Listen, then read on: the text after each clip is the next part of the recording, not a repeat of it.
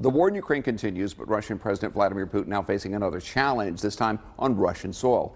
A paramilitary group challenged his authority over the weekend in an insurrection.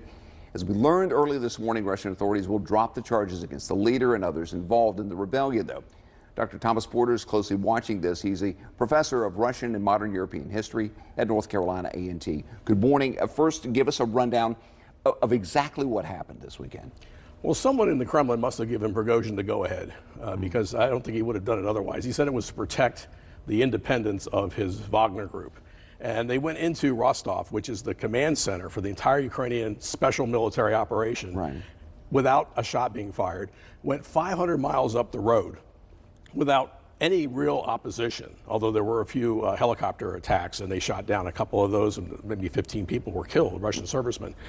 And then all of a sudden there's this agreement that Prigozhin can go to Belarus. And I don't think he's in Belarus, or he might have been, but I think now he might be in Turkey because Lukashenko's private plane actually went to Turkey and it avoided Russian airspace.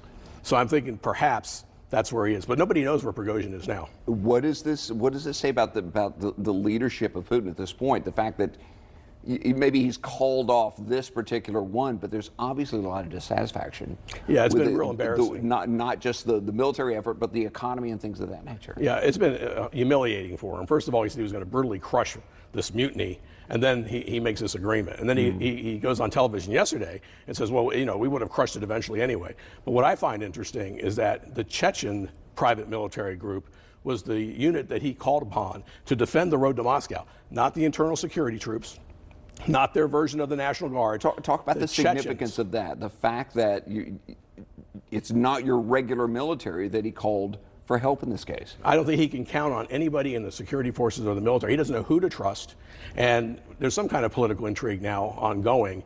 And like Winston Churchill said, when there's political infighting in Russia, it's like watching two dogs fight under a carpet. You just wait and see which one crawls out at the end. How does the U.S. respond to this? Naturally hands off.